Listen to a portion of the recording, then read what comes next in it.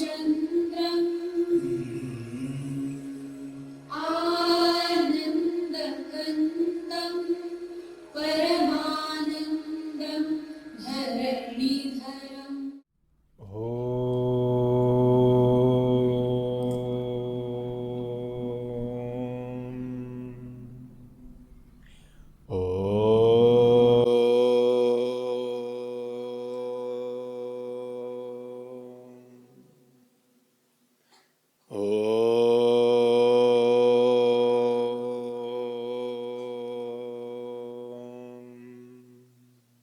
Om Sahana Bhavatu Sahanau Bhunaktu Sahabhiryam Karavavahai Tejas Vinavaditamastu Mavid Vishavahai.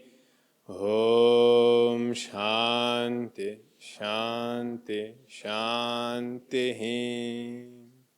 Gurur Brahma Gurur Vishnu Gurudevo Maheshwaraha Gurureva Param Brahma Tasmai Shri Gurave Namaha. Samasta Jana Kalyane Niratam Karunamayam Namami Chinmayam Devam Sadgurum Brahma Vidharam. Narayanam Namaskritya Naram Chaiva Narottamam Devim Saraswatim Vyasam Tato Jayamudhiraye.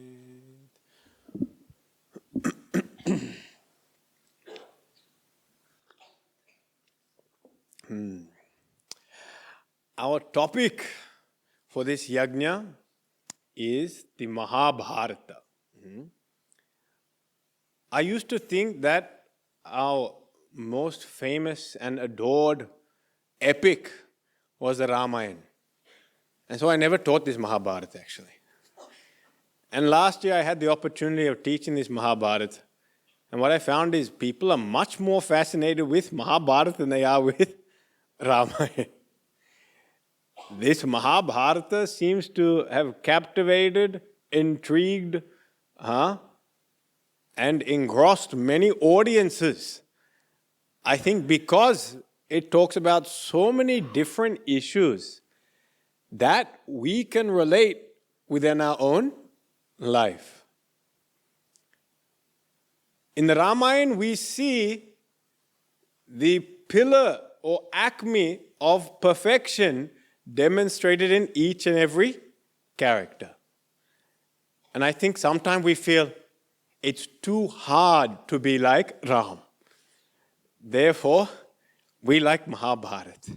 Because everyone here has got some greed, everyone here got some desire, everyone here got some dosha, defect.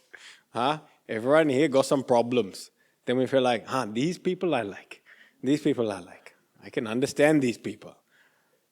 So this Mahabharata, it actually is most intriguing, but also very long, very complex, and quite at times difficult to understand. So over these next 4 days, our plan is to unravel some of the mysteries of Mahabharata. It's a very long composition.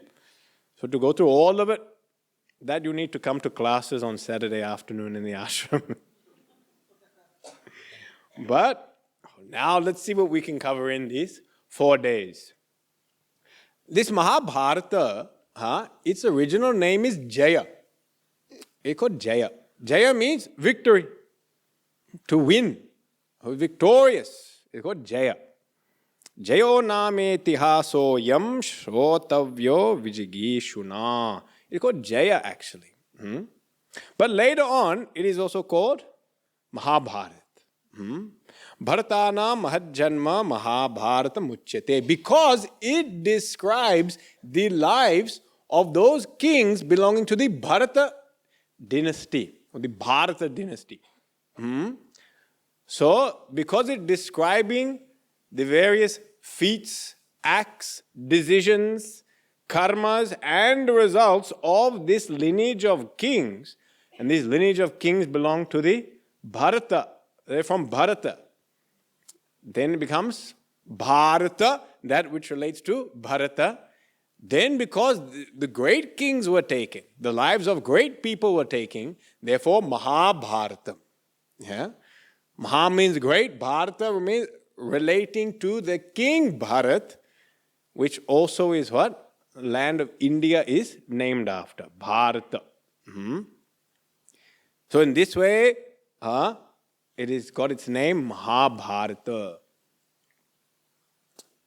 In terms of its importance, in the Mahabharata itself, it says that the Devatas, they took a weighing scale and they put the 4 Vedas on one side and they put Mahabharata on the other side.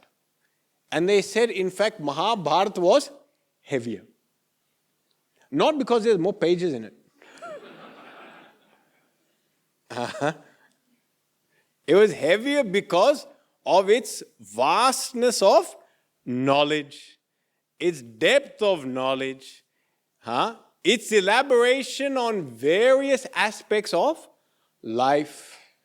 And because it looks at all different aspects of life, and it also demonstrates through stories that it can relate to so many different people and personalities. Some Shastras, they talk specifically from the principle point of view. So they tell you what the principles are. But some people don't get the principle. It's not very clear for them. So then, when you explain it through a story, they understand. And this is what our Mahabharata does. It's the itihasa.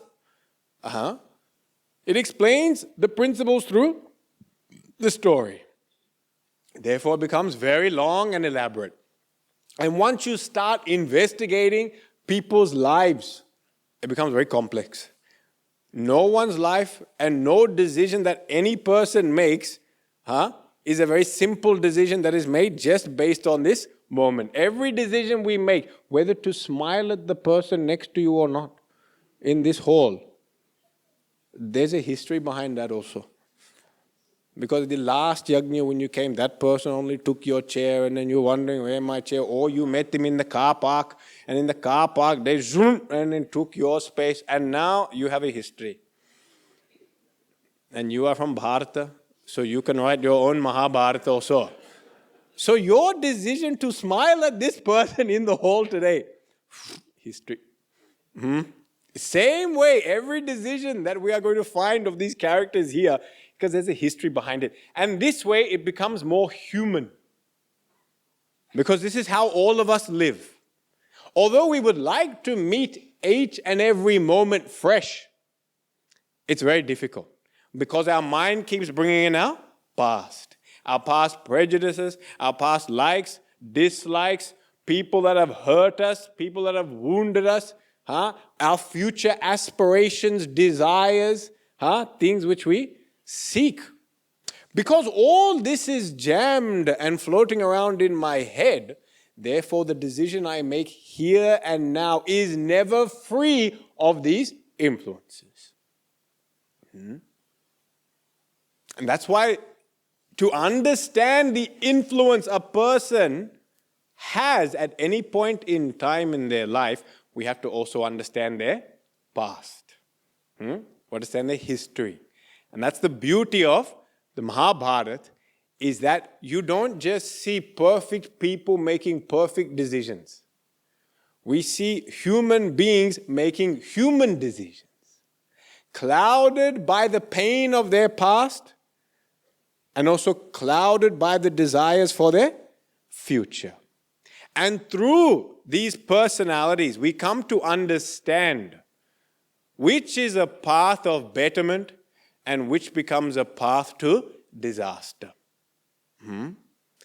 So in this way, the Mahabharata is given great respect. The respect that is given to the 4 Vedas is given to this Mahabharata. Some people say Panchama Veda is the 5th Veda.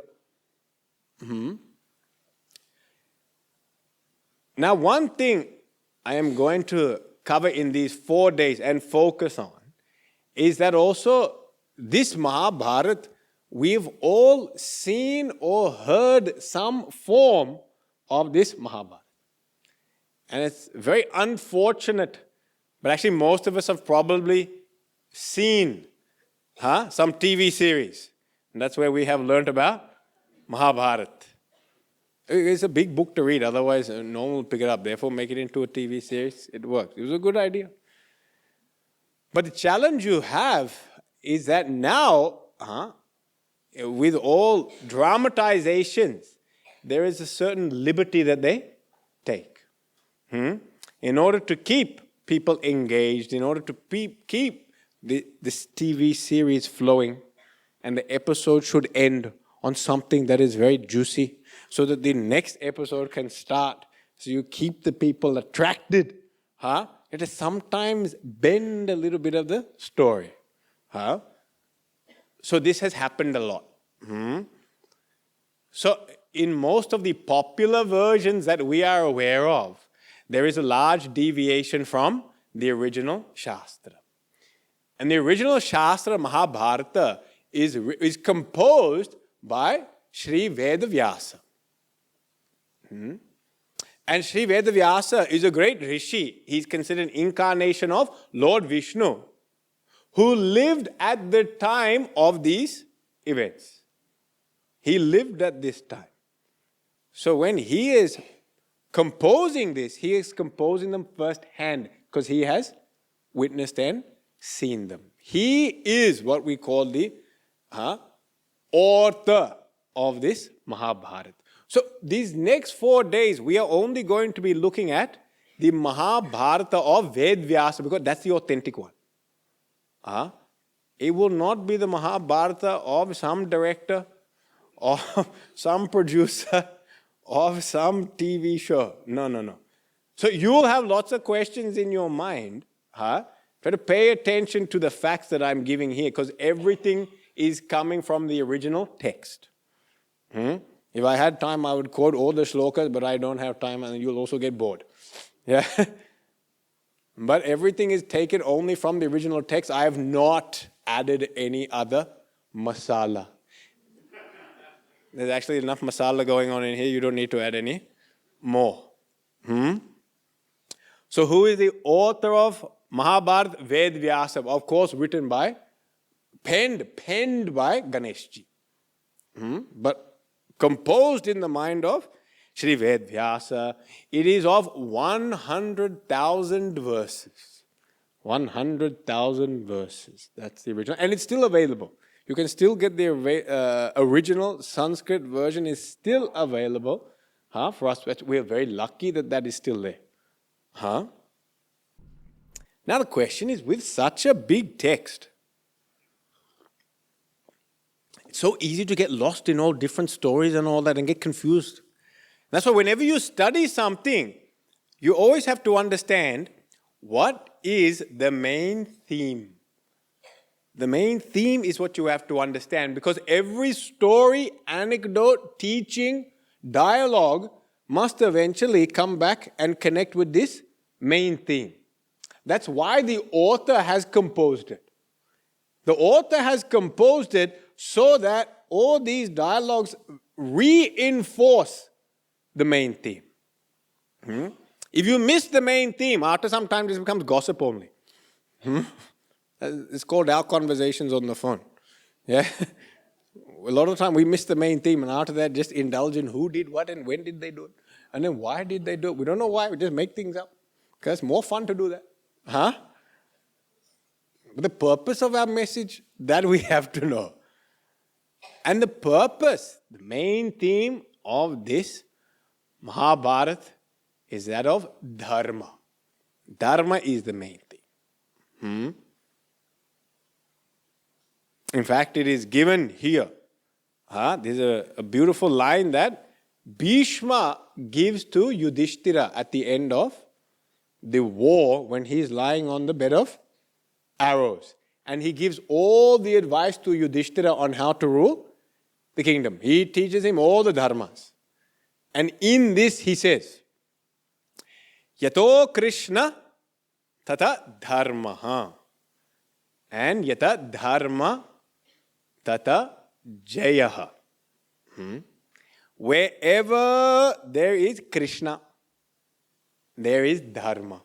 And wherever there is Dharma, then there is victory, Jaya. Jaya will be there. We already saw the original name of the text is called Jaya. So it is how to achieve that victory in life. How to achieve that victory in life.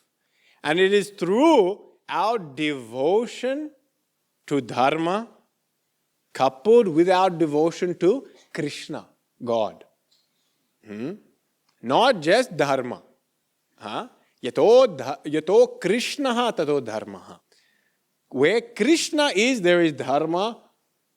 And where these two are there, then there is victory. Krishna and Dharma must be there. Then you get Jaya. Then you get victory. The real victory in life. The other topics it also talks about are the other three goals that all human beings have in life. There are other three goals that all human beings at some point in life think about. And one is called Kama. Kama stands for comforts. Comforts. Things which make our life easy, pleasant, enjoyable. These comforts. Yeah? The next and latest iPhone. Kama. How to get a better data plan. Kama. These are there. We have to look into them. So they're also they're also there, Mahabharat. The other goal, Artha. Artha, wealth. Because through wealth alone we have to get my Kama. Well, you can get Kama another way, but you should not take that way. You can get Kama by stealing from someone, but it is better that you earn. Anyway. So, Kama, Artha, Dharma, and then the highest of all the goals, Moksha. Moksha means enlightenment. Freedom from all sorrows whatsoever and absorption in the highest bliss, the bliss of the self. That's what moksha is, enlightenment. So this Mahabharat, it talks about all four of these, but the primary theme it takes is Dharma. Primarily it focuses on Dharma. Now this word Dharma is something that we have heard many times. We hear it everywhere. Do your Dharma. Whenever to tell our children, do your Dharma. Generally it's focused towards someone else, not me doing my Dharma. It's always, you do your Dharma. If you do your Dharma, we'll all be very happy. Don't worry about me doing my Dharma. You focus on yours only. So Dharma. I want to live a dharmic life, righteous life. That. And a person's nature is also called their Dharma. It's also called their Dharma. The nature of something is also called its Dharma. So this word Dharma gets used and thrown around in all different contexts, and we actually get quite confused actually. We actually don't know what the meaning of that word is, Dharma. We know it's there. But if someone who had no familiarity with the word Dharma was to ask you, what does the word Dharma mean? All of us would be. You must go to Swamiji's classes, he'll tell you. Because that word Dharma is actually quite confusing. Is it duty? Does Dharma mean merely just doing something, therefore do your duty? Is it righteousness to live a dharmic life? Or is it a person's essential nature? That is also called a Dharma. Actually, in the Mahabharata, Sri Krishna himself gives a wonderful definition of Dharma. It's the best definition of Dharma.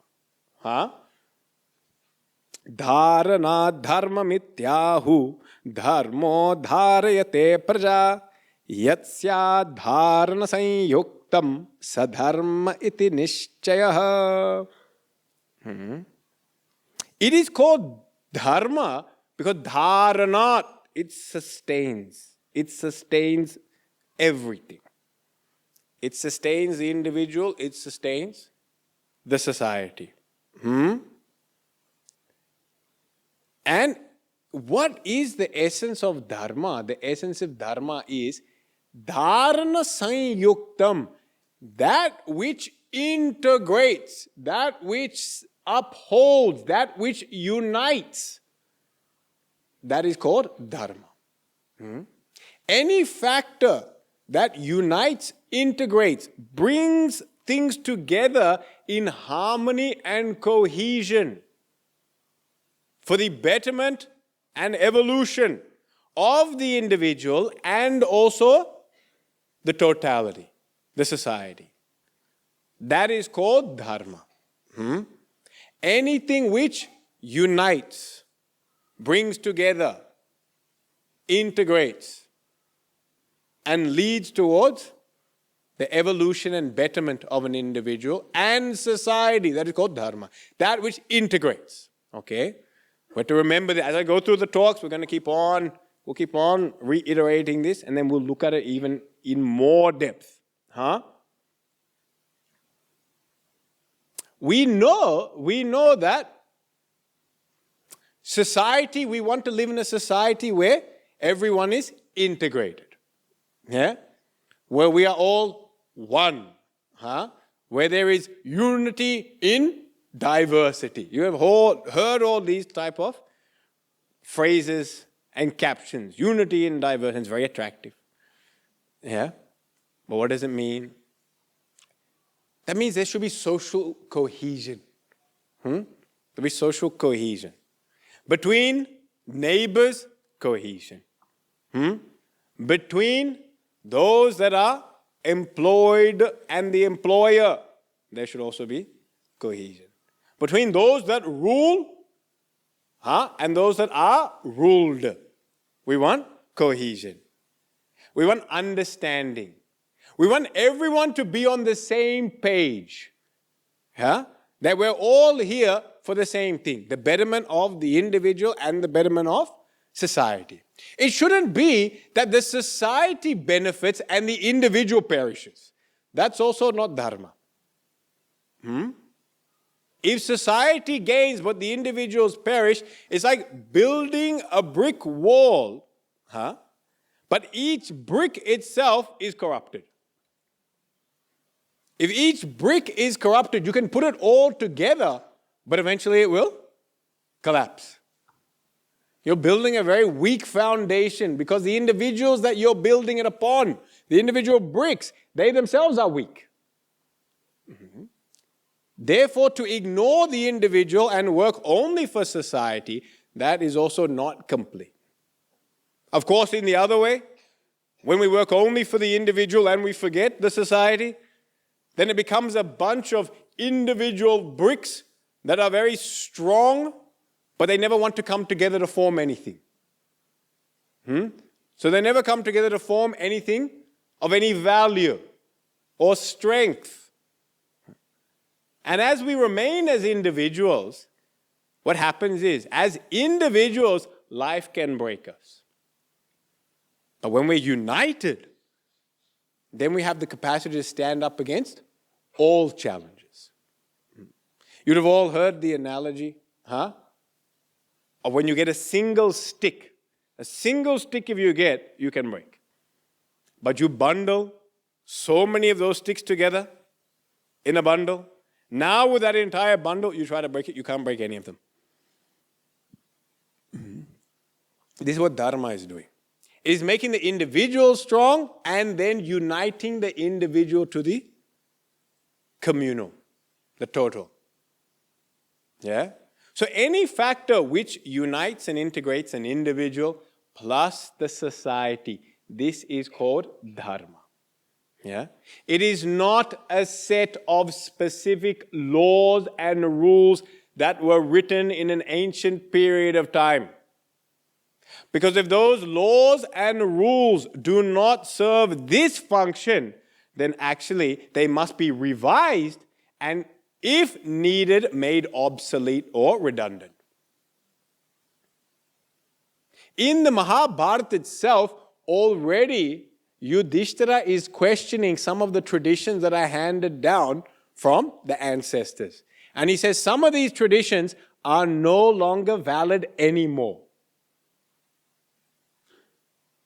He doesn't blindly stick with traditions of the past, because if those traditions do not fulfill this purpose, integrating the individual and the society, then we should question them. And there is potential that if they do not serve a purpose anymore, you can leave them. They can be made redundant. So Dharma is not a set of laws that were written by a person a long time ago that we all just have to follow without any form of thinking. Dharma is just a specific action. Because an action at one point in time can be beneficial, this same action at another point in time is harmful. So when we are young, we feed. Feed that child everything. Why?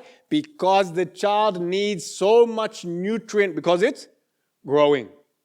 So you can feed it even more than even what it wants, because you put more into that body so there's more energy for it to build and grow.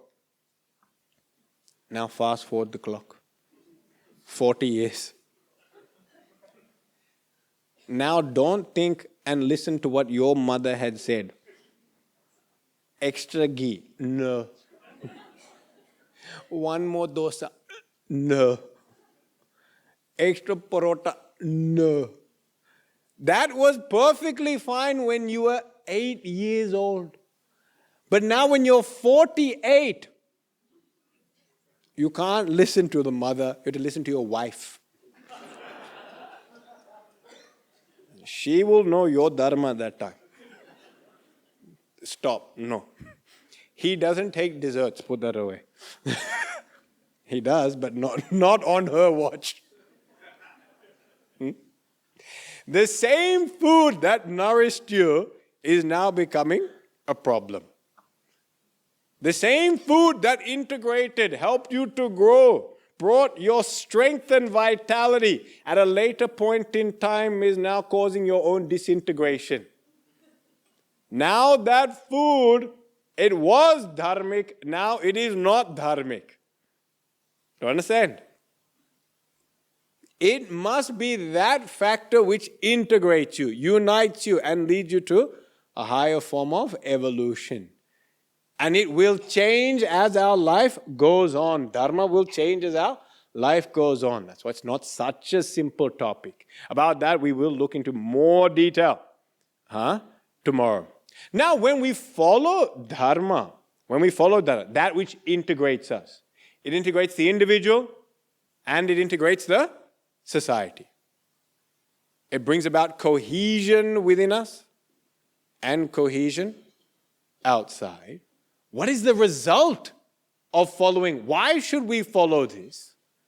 What is it going to lead to?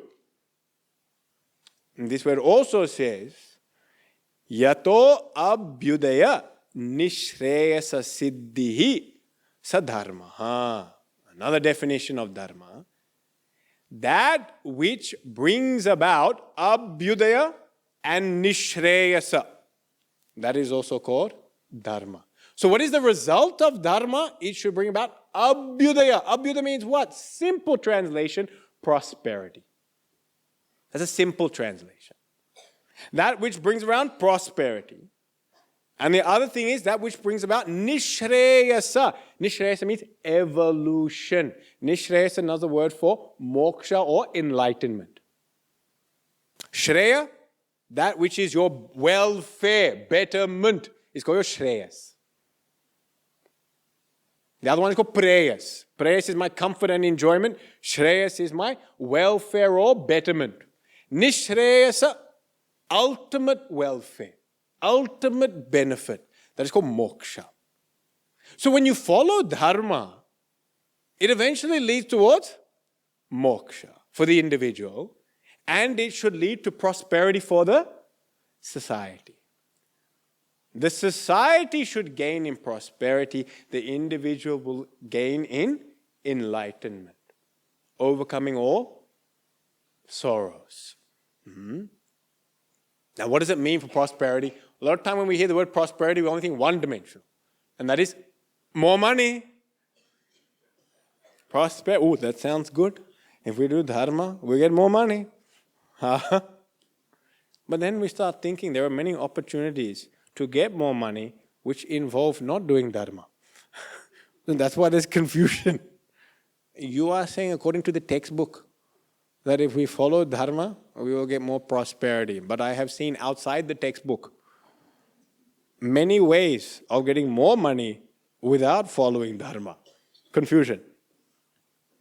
That's because prosperity doesn't just mean money. See, if we think, you have to really think. If you, let's just say you lived in a house, you're the richest person in your whole neighborhood. Hypothetical, okay? If some of you it's very difficult to conceive. Let us just fantasize about this in our imagination. That I am the richest person in all, why neighborhood? Let's say all of Melbourne. Let's say all of Australia. Why be such a small thinker? Yeah? All of the world a bit too much, but all of it, you're the richest person. Now if I'm the richest person, yeah, then what does that mean? Everyone around me has got more or less? They're always going to have less. Yeah? Now when they have less and I have more, will I have more anxiety or less anxiety about them? I'll end up having more anxiety because I'll be worried when I leave my house. Why was there 3 men out the front looking at my house? I don't know, I've never seen these men before, but now they're looking at my house, taking photos also. I didn't authorize anyone to take photos of my house. And they're taking photos of my house. And then they're bringing more people in vans also. They're opening sliding doors, taking lots of photos, and then closing sliding doors and driving away. So then I start thinking, make a bigger security. Larger security, more guards. Yeah? Anytime I park my car, my latest Mercedes-Benz S-Class, not these other ones. I think that's the top end one. Now, wherever I have this, then wherever I park it, I may park it and walk away. But as I walk away, every now and then, I have to keep looking over my shoulder.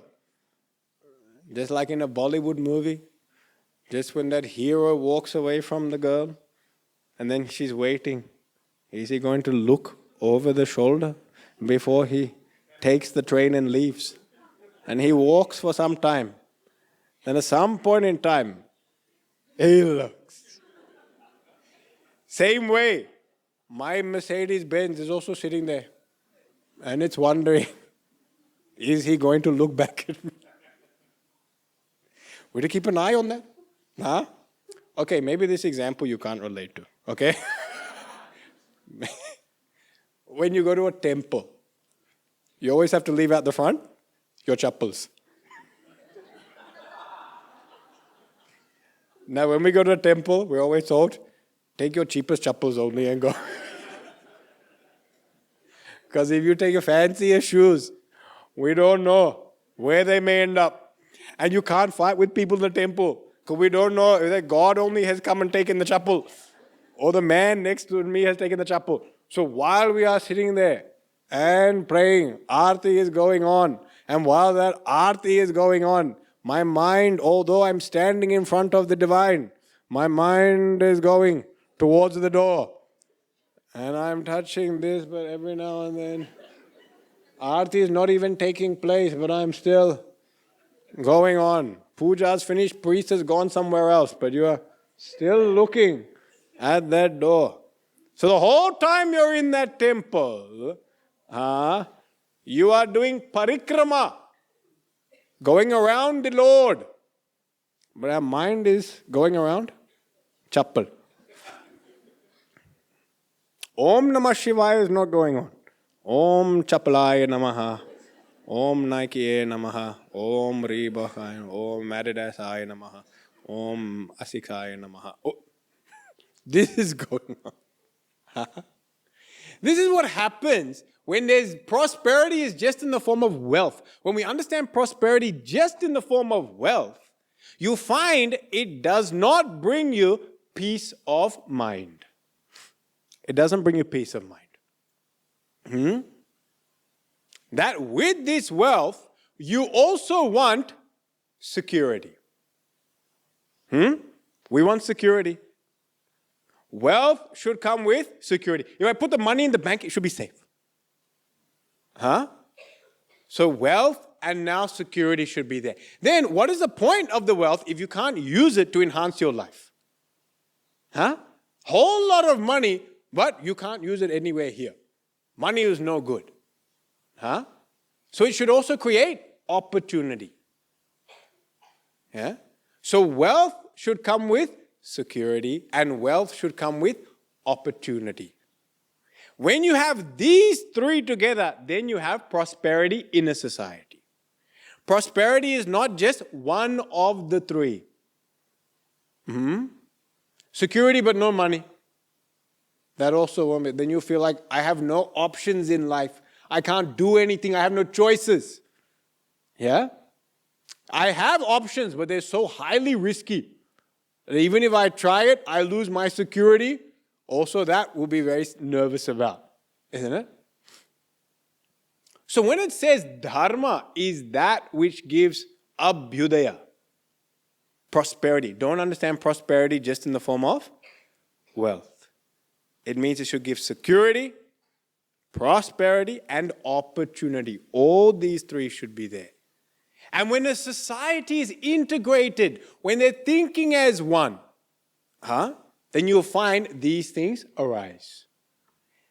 That when the leaders will want all their people to live safely, they'll make sure there's no crime. When they want all their citizens to have and enjoy wealth, then they'll make sure that the economy works, that people get employment. And when they want people to be creative and innovative, then they have to create opportunities for them as well. You can't just keep running the same thing again and again and again. Even in an organization, you can't do this. You cannot just keep running your same program again and again and again. You have to keep coming up with new innovative ideas that allow opportunities for the new, fresh, hungry, ambitious people to come forth. If you keep all the ideas and power with the same group of people, then their thinking becomes obsolete and stale. The next generation doesn't have any opportunity to rise. Eventually, that company becomes obsolete because they think they're not moving with the times. They're not moving with technology. They're not moving with the latest methods of reaching out and engaging people. And for that, you always need new people, young people to come through. Therefore, you have to create opportunity. So a society where there's opportunity, a society where there is security and there is wealth production, this is called prosperity. When people follow Dharma, you will find this is created. The society has more of this. When people become corrupt and they follow adharma, you will lose one of these things. Either the leaders will loot the land and you lose the wealth. Crime increases and security is gone. And once there's no wealth and security, opportunities are gone. People can just do what they can to keep some food on the table. That's it. The minute adharma arises, corruption in any form, whether it's the nation, whether it's the organization, or whether it's in your family. Adharma in the family means I can no longer trust the person next to me. And when I can no longer trust the person next to me, my security is gone. Once that security is gone, you won't take risks and opportunities in such situation. Because you'll be scared. Too much to lose. Once everyone becomes divided in such a situation, then also even just even making wealth becomes compromised. You will not even be able to make wealth effectively. Because each person will be suspicious of the next. And if I'm constantly suspicious of the next person, then I can't be bold and adventurous to try something daring, new, innovative. And I eventually become obsolete in my thinking and ineffective. Yeah. So Dharma is the means to holistic prosperity. Yeah. And what do we mean by moksha? When the individual practices Dharma, we have these three equipment here. We have physical, body, emotional, mind, and intellectual called intellect. Intellect thinks thoughts, mind feels emotions, body perceives objects. These three instruments all of us in this room possess. A physical, emotional, and intellectual personality. All of us possess that. Yeah. The problem we have is that these three are not working in harmony with each other. The body craves something. The mind says, ooh, tasty and delicious. But the intellect says, not today. We've already had our second dessert. It's lunchtime. That means our morning breakfast dessert is done. Lunch dessert is done. 3 desserts in one day is too much. So intellect says, no. But mind is saying, oh, how often do I get fresh jalebi?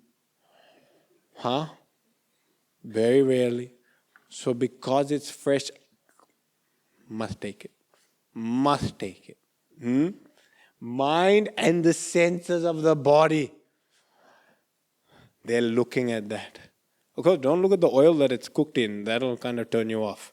You look at the final product. If you look at the oil, that deep fried, that can turn you off. But the final product, when it comes out, steaming hot. And we know it's too sweet. People know jalebi is too sweet. That's why they say, have it with milk. In some cultures, they have it with milk. Because they say it's too sweet, now add something else just to dampen that sweet. But still, the sugar is going into you. We make things that are too sweet, then we add something too salty, then we combine the two, and now it's a happy balance. Happy balance for your tongue. The rest of your body is saying, I don't know what you're doing. You want sweet or you want salt? Make up your mind. Isn't a chocolate also like that? Salted caramel. Now, if I want salt, I should have chips now. If I want sweet, add the chocolate. But no, combine the two. Because of this new combined thing, bodies become fat. Oh, never had that before. They're coming up with names of ice creams and chocolates that no one's even heard of. Jamaican something or another. I don't even know. People from Jamaica are well known for making ice cream. But because, haven't tried that before, let's try that. But they don't even make ice cream. I don't think that's their expertise. Try. Sweet chili chocolate is also there. I think people only from India might try that. Other people don't even like chili. Why would we add that to our chocolate? So all this fascinating the senses. And if presented with enough emotion and excitement, mind also gets captivated. When someone offers it to you with so much love. I bought this from India. You must try this. Even though you also go to India 3 times a year. And you're born in India, lived in India, raised in India, also have good access, and you have your own channel established for getting these sweets. But because I carried them all the way here, literally on your head, in the airplane, you had them on your head in a tiffin? No. In the bag, tucked away, you didn't carry anything. But when it's presented with all of this, your mind starts feeling, try a little bit. Now, no one has a little bit of a burfi. That's also not possible. You have to try one burfi. No one has a little bit of a gulab jamun. The only option is 2 or 1. There's no option of half. These things don't exist. Huh? So all of a sudden, body and now mind, fascinated by senses, gets pulled in one direction. Intellect is still saying, this is a bad idea, this is a bad idea. There's a lot of exercise to be done tomorrow. 5 kilometers of walking has to become 10 kilometers. And I don't think my knees even have enough cartilage in them to get through that. So I don't know how this is going to work. Yeah. We keep saying, I'll fast the next meal. We keep saying, that's what the intellect says, but it doesn't seem to work. That next meal comes, this chap again wins. Very powerful, this chap. When we have such thinking, this is called disintegrated thinking. Yeah? There's a tug of war going on within us. Senses and mind in one direction, intellect in another direction. Sometimes we call it head and heart. And we are caught between these two things. And when there is this division that is taking place, then we are unable to act wholeheartedly with conviction. There's no conviction behind what we do.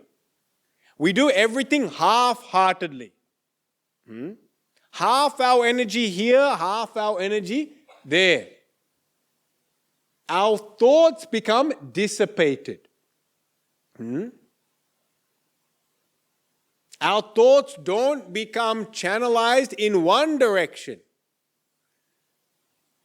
They become scattered in many. And when our thoughts are scattered in many directions, it's a very ineffective method of engaging or acting with the world. You've actually lost all your power. All our power actually comes from the single pointedness of our thinking. That's where all our power comes from. Even physical power comes from that only. It is called willpower. And that's why even a person who's physically strong but has not got willpower, he won't be able to lift anything. But you see a mother of a new child. She carry a baby on this side, shopping on that side, pram stuck to the back. And with pinky finger taking the 2-year-old. But give that load to a 16-year-old son. Pram, can't move it. Shopping bag, too heavy, one at a time. Later, we'll do later. And mother used to come home with so many shopping bags. And she would ask my brother and I to unload the car. We used to look at that car and say, how on earth did she carry this many things? I don't know, she just took the shop and emptied it into the back of the car. And she carried and walked everywhere. Willpower is there. 16-year-old doesn't have any will. 16-year-old will open the bag which has the biscuits in it. That there'll be willpower to carry, take to the couch, sit down, and put the remote on. The willpower to do that. But vegetables, celery, broccoli, cabbage, no willpower. Carrying those things, no willpower. So even our physical strength is enhanced by our mental and intellectual integration. At a physical level, we become stronger. Now think what happens at an emotional level and an intellectual level. An integrated individual is one who can direct the full force of their emotions to their chosen target. Full force. Many times we are scared of engaging the full force of our emotions. We are terrified of our emotions primarily because we don't know how to direct them. It's like driving a very fast car but not knowing how to control it. And if we don't know how to control it, we always drive it far below its potential. The car says 250 kilometers, but because I know I've got no capacity to control it at that speed, I always drive at 60. We do the same thing with our emotions. We're so scared to give love to people. Because we don't know how to control that. We feel that we'll become vulnerable in sharing how we feel. Therefore, we mask our emotions. And even with the people that are close to us, we have great fear of sharing what is going on deep within us. Therefore, we curtail. We obstruct our emotional outpourings. I'm scared of telling someone I love them completely and they're so meaningful to my life. Because I'm worried that they also has to be shown at times. But we're scared of showing anger because we don't know how to control it.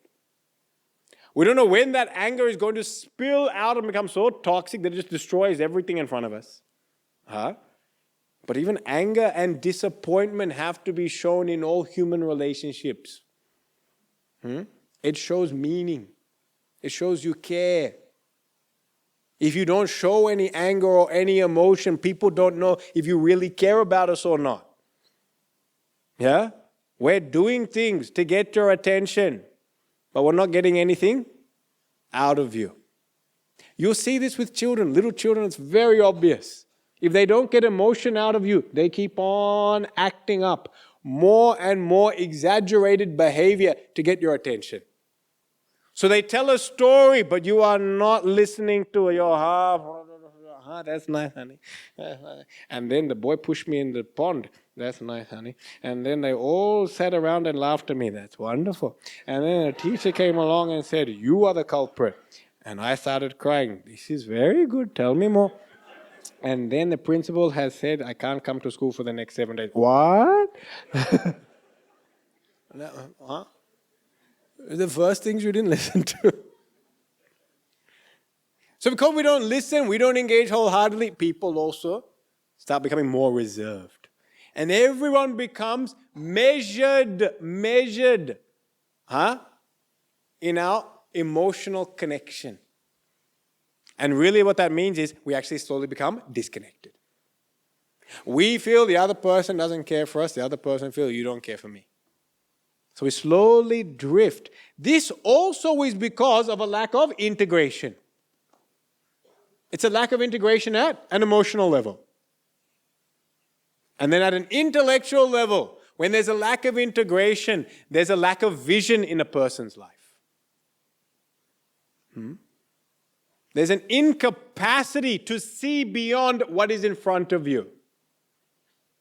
Everything becomes for short-term gains. We can't see the big picture. We can't see how this immediate win or failure can lead to long-term blessing or betterment. We can't see that. And therefore the minute a failure comes in front of us, we start crying. Because we think every situation I have to win. Every situation must be success, must be praise. And therefore I can't deal with criticism. I can't see in long term, today's criticism could be that which changes and shapes me into tomorrow's master. Today's failure might be the wake-up call for me to stop doing things in a very lazy manner. I can't see that, so I react so strongly to what's immediately in front of me. This is a lack of vision and thinking at the intellectual level. All this is because there's no integration. Once you become integrated, you will find that physically you will have greater willpower and strength. Things you thought you couldn't do, you'll be able to do. Every time I'm too old for this, no, you can. You will now see this as an opportunity in your life. Age doesn't matter. As you become integrated, your mind will be able to access your emotions wholeheartedly. And with the full force and purity of your mind, you can now share your love with the world around you. And you wait to see the response that you get from that. And with integration, your intellect becomes extremely subtle in its thinking.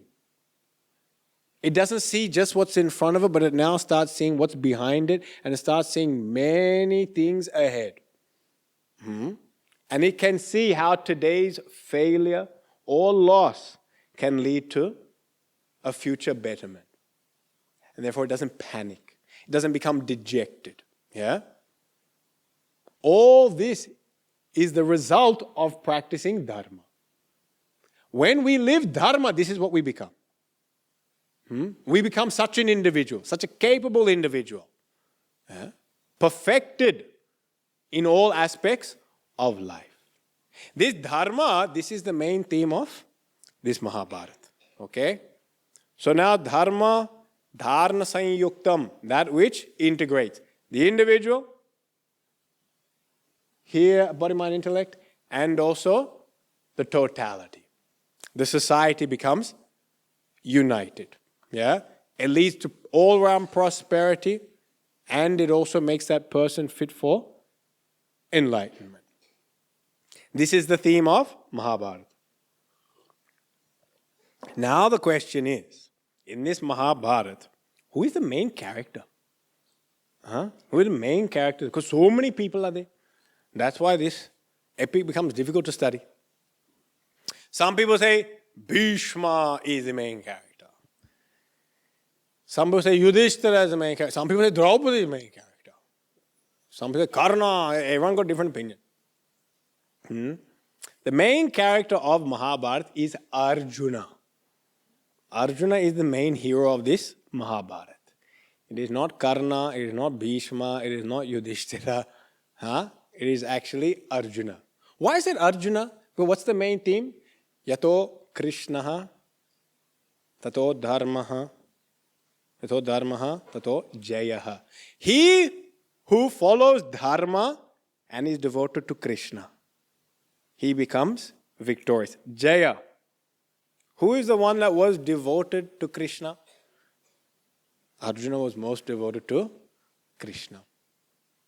Krishna even says, there is no one in this entire world as dear to me as Arjuna. Krishna says that. When Krishna says that, that's the proof. You need not ask anyone else. You don't ask someone else, who do you think loves them the most? Ask that person will tell you. You don't need to ask third person, is not required. Krishna himself says, Arjuna is the dearest to me. So Arjuna has got Krishna, and Arjuna follows Dharma, and we will see this, how Arjuna follows Dharma. And with Krishna and Dharma, Arjuna becomes Jaya. And it's interesting that the only character in this entire Mahabharata whose name is also Jaya is Arjuna. Arjuna is also referred to as Jaya. In the Sanskrit, it's there. They don't use, sometimes many names he has. One of his names is Jaya, and it's indicated. So the main theme was one who achieves victory. His name is victory. This is how we know Arjuna is the main hero of this Mahabharata. And, the reason why we don't necessarily connect with Arjuna and we think of someone else is because many times when we read other episodes, you will find that there's one character who whinges and cries incessantly. And the person who whinges and cries incessantly, we think, oh, poor person. And then all of a sudden our heart goes towards that person. Such a difficult life they have. So tough they had it. They must be, the hero. They can't be the hero, they're the victim. Crying and whinging the whole time. They're called the victim only. The reason why Arjuna sometimes flies under our radar is because Arjuna never cries throughout this entire Mahabharata. Apart from the time that he collapses at the start of the Gita, you will find there's no other form of dejection for Arjuna. Everyone else either gets angry, gets depressed, gets vengeful, even the good people. Even the good people. Yudhishthira, after the dice game, is sunk in regret and lamentation because he feels that he has done this to his people. It's a constant theme also with him. There's a bit of grief going on in his mind. Bhima, it doesn't take too much to set Bhima off. He's like that can of soda that you've just shaken up. And then just a little bit, he can get triggered off very fast. So we all know Bhima's anger is there. So he is also a very obvious, pronounced character. Draupadi also disrobed. So her insult and disgrace, we all feel for. And then Karna. Poor Karna. Poor Karna didn't get this, didn't get that, didn't get this. Many of us have this notion about Karna. And actually Karna is the most misunderstood person of the Mahabharat. In the original, he is just a pure villain only. He doesn't really do anything wonderful at all. In fact, he's behind most of the plots to kill the Pandavas. He is the one that's plotting against everyone. So it's not like Karna. Actually, Arjuna is the one. And this is how you're going to see it. If we see the life of Arjuna, we will see that actually his was the most difficult life. His was the most difficult life of everyone. First of all, where are they born? These Pandavas are born when the father is in exile. Pandu is in exile because of a certain curse he has. He can no longer take to the throne. He chooses. He can take the throne, but he chooses to go into exile. Staying in exile, Devatas are invoked and the boys are born. The Panch Pandavas are born. They lived together with the father for about 5-7 years. Then the father passes away. So now Arjuna at the age of 5, father gone. Born in exile, no kingdom, no luxury, no servants. And now no father. Father gone. One mother now looking after these 5 boys in a forest, a wild forest. They were advised, go back to Hastinapur. So they go back to Hastinapur. And there, yes, they are welcomed by Bhishma and even Dhritarashtra on face value. But actually when they live in Hastinapur, they become subject to threats of death by Duryodhana. They are constantly harassed, constantly threatened. They are not living in peace in Hastinapur. There are multiple attempts upon the lives of these Pandavas. And who are they when they come? They are the outsiders. They are not returning as the heirs of the kingdom. When they have come, Dhritarashtra and Duryodhana are feeling, especially Duryodhana, is feeling insanely jealous. He's extremely jealous towards the Panch Pandavas. And he sees them as a direct threat to him getting the kingdom. He wields the power of the kingdom and it is his father who sits as the ruler. So as the son of the ruling party, he's got access to all power. His father is very soft-hearted because Dhritarashtra himself has got strong desire for kingdom. Dhritarashtra, the name means one who holds on to Rashtra, the country. Dhrita means to hold. One who holds on to the country. That's why he's also not comfortable letting go of this kingdom.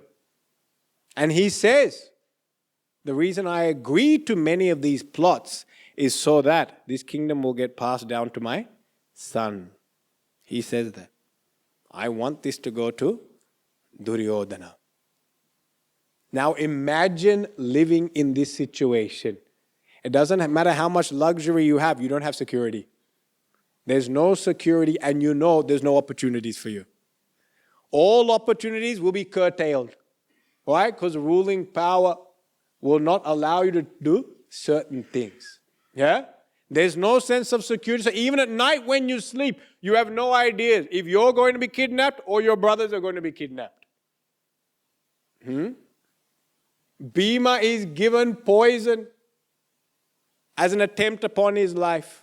They are then all sent to the house of lac to burn. And all these things are known. They are known. The reason they can't stand up, even Yudhishthira knows the house of lac, they are going to get burned. He knows that. The reason he can't stand up and fight, he says, we have no power with us.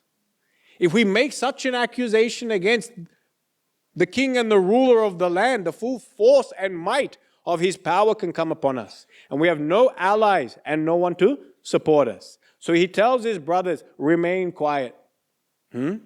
Because we do not have the capacity to fight this. So they are harassed, they are threatened, and they know it. But they are unable to thwart this. This is how Arjuna is growing up. In spite of such a toxic environment, we would all be so anxious we wouldn't be able to put our mind even to sleep. He applies his mind to study of Dhanur Vidya. That is the art of archery. They all study under Dronacharya. Famed teacher Dronacharya is brought to the kingdom. They all study under him. Yeah. And it is during this period that you see how Arjuna excels above and beyond all other disciples. We know that Arjuna becomes the favorite of Drona, but we don't know how. It is not partiality. He earns it. He earns it completely. He is the most diligent and devoted student amidst the entire cohort.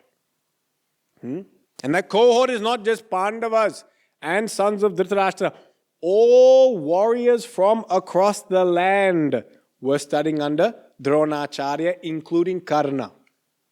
Karna also studies under Dronacharya, and during this period he becomes friends with Duryodhana. Arjuna's devotion to the science is phenomenal. Dhanur Veda Chikirshaya Astra Vidya Anuraga Cha.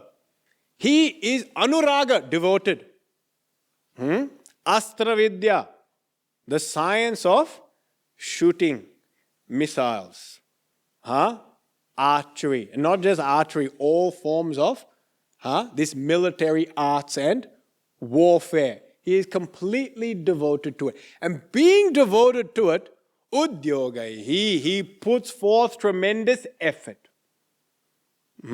He's the one having sleepless nights while everyone else is snoring away. It's Arjuna who's working.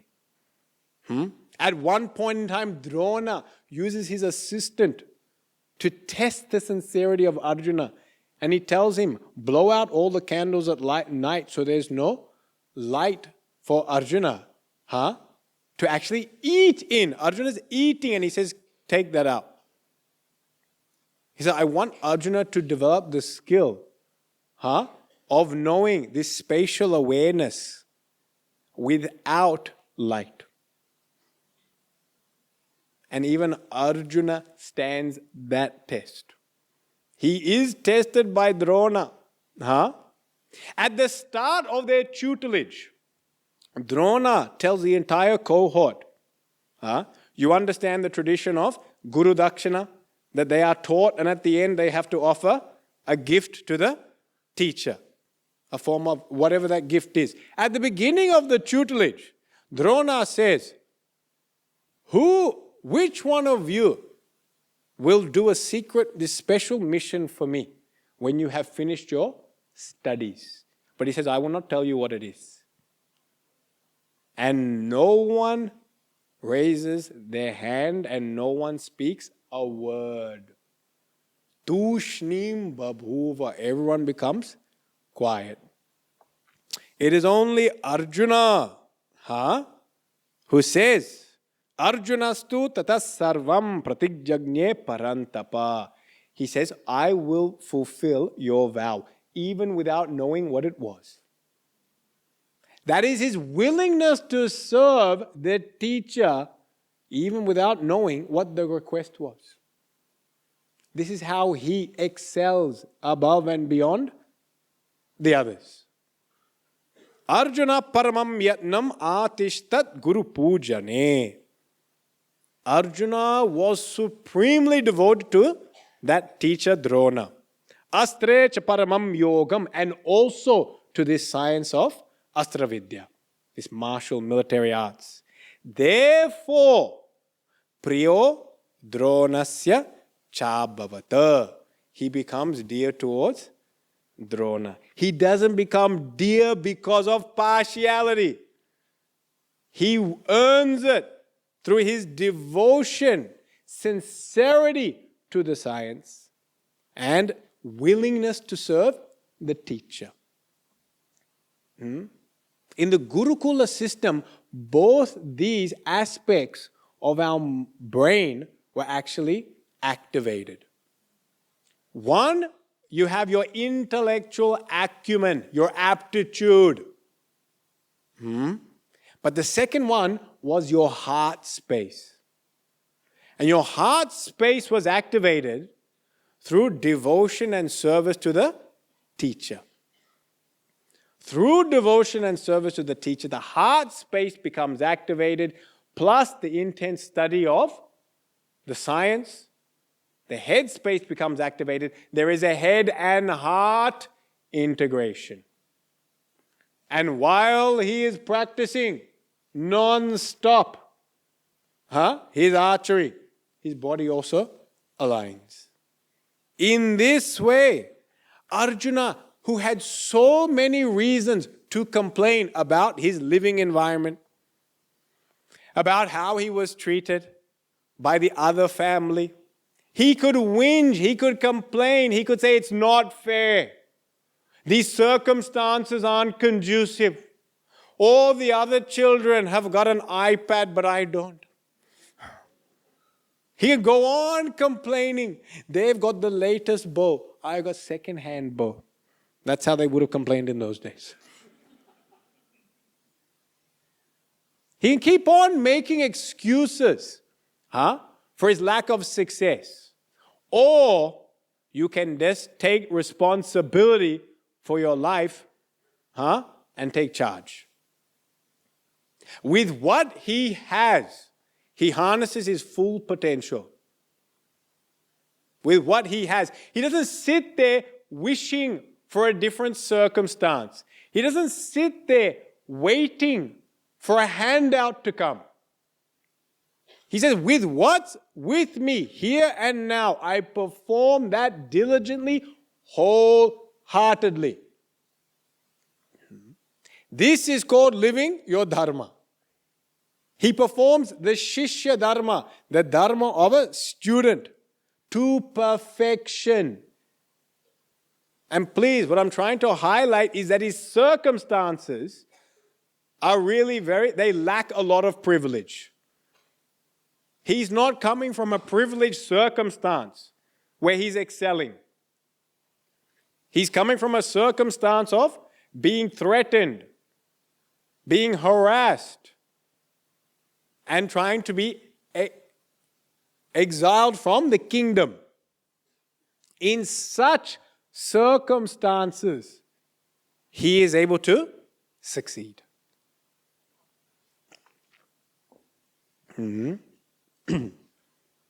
Because of such qualities, he then becomes the favorite of Drona.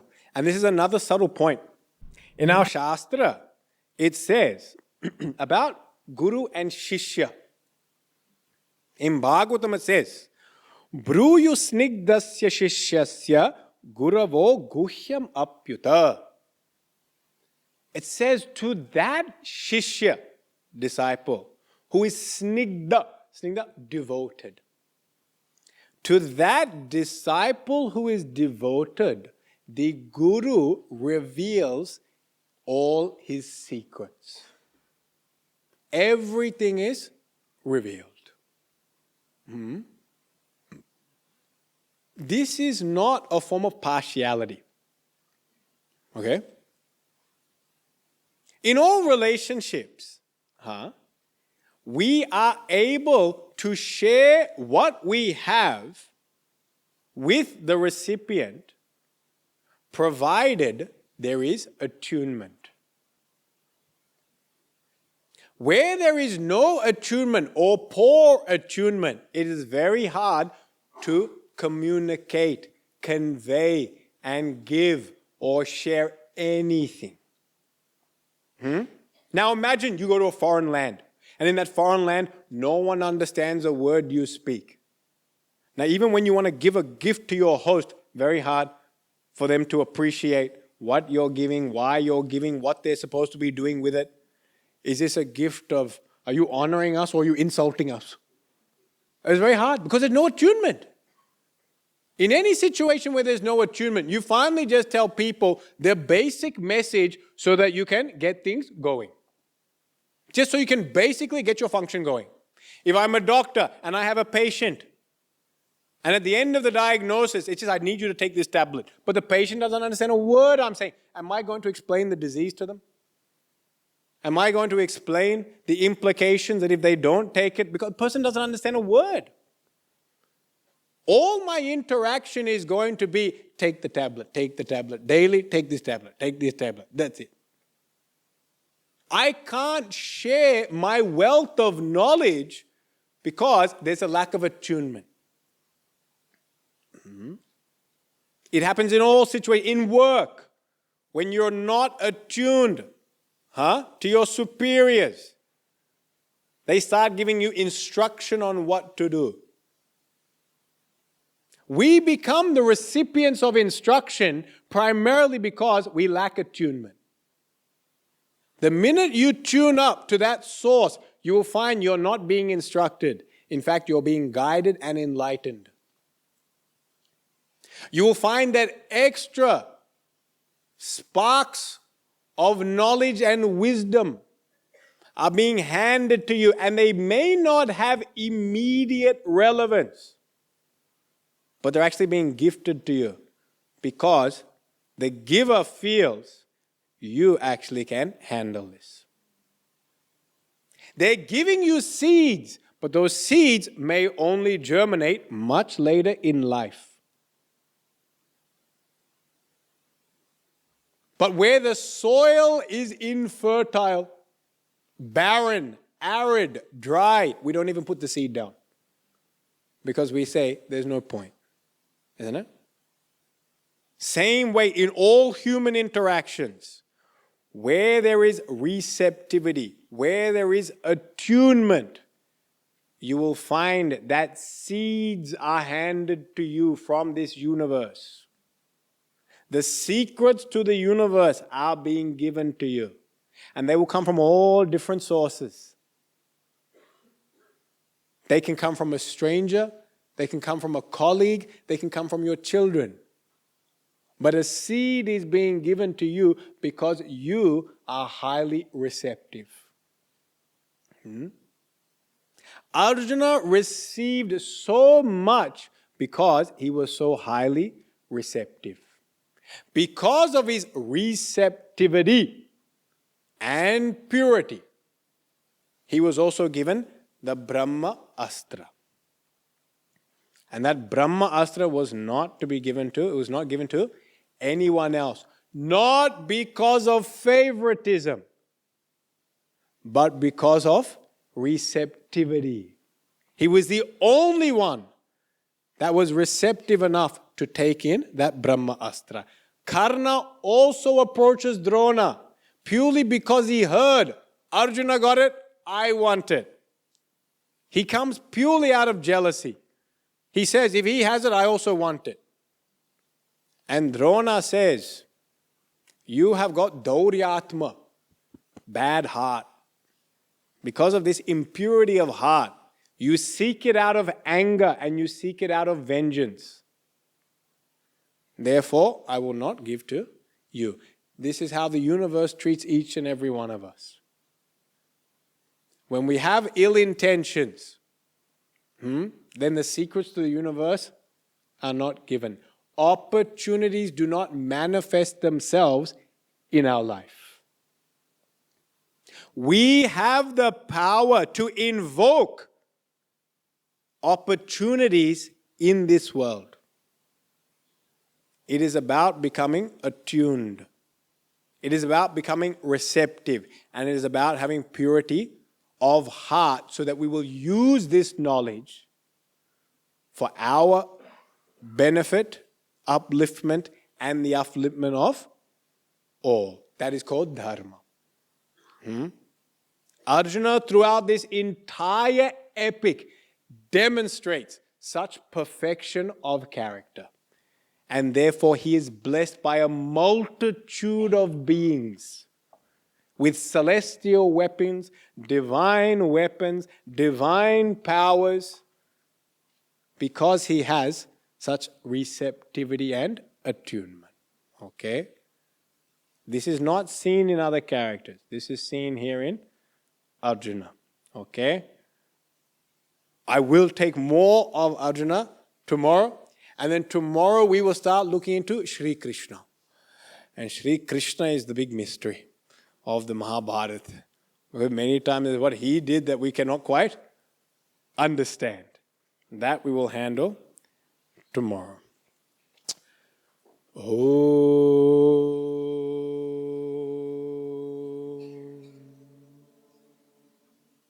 Purnamada Purnamidam Purnat Purnamadachyate Purnasya Purnamadaya Purnameva Vashishyate. Om Shanti Shanti Shanti. Hari Om Shri Gurubhyo Namaha. Hari Om.